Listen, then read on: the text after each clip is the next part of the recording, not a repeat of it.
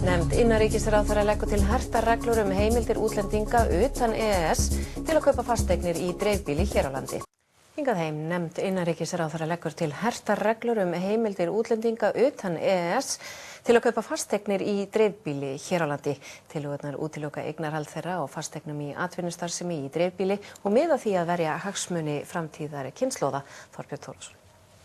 Skýrsla nefndar innanríkisráðherra endurskoðun laga eignarrétt og afnotarétt fasteigna hefur nú verið birt, en ríkisstjórnin samþykkti í september í fyrra að hafa stýrið handa við heildar endurskoðun lagana til að tryggja að skýr lög og reglur giltu á þessu sviði. Katrín Olga Jóhannesdóttir stýrði nefndinni.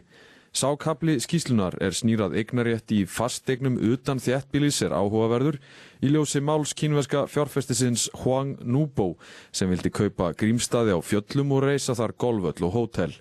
Nefndin leggur til að takmarkaðar verði heimildir erlendra lögaðila utan EES svæðisins til að eignast land til beinnar notkunar fyrir atvinnustarfsemi utan skipulags þéttbýlis á þann hátt að stærðartakmörkun miðist við 5 til 10 hektara og fjöldatakmörkun sem felur aðeins í sér heimild fyrir eina lóð fyrir lögaðila að meðtöldum tengdum aðilum.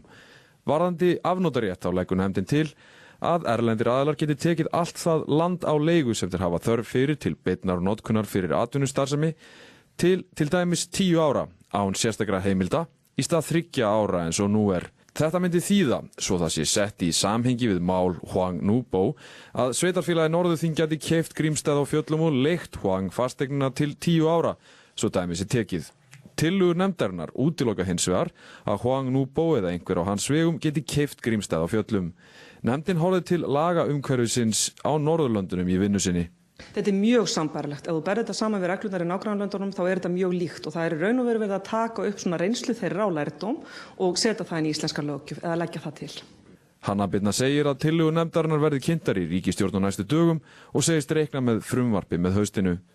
Tillögur nefndarinnar endurspegla í raun vel sjónamið sem sett hafa verið fram af íslenskum fræðimönnum á sviði eignarréttar eins og Eyvindi G. Gunnarsinni, forseta lagadeildar HÍ. En lítist ríkisstjórninni vel á að telja þetta sé grundvöllur lagasetningar, já, þá sjáum við fyrir okkur að flytja frumvarp á næsta þingi.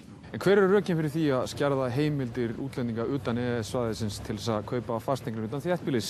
Nefndin tiltekur einkum 4 megin röksemdir máli sínu til stuðnings. Í fyrsta lagi til að standa vörð fullveldi og sjálfstæði landsins og koma í veg fyrir uppkaup á jarðnæði. Í öðru lagi að tryggja hagsmuni framtíðar kynslóða við nýtingu á lands til landbúnaðarframleiðslu. Í þriðja lagi að tryggja hagsmuni framtíðar kynslóða við að nýta auðlindir landsins og í fjórða lagi vernd umhverfisins og menningarinnar.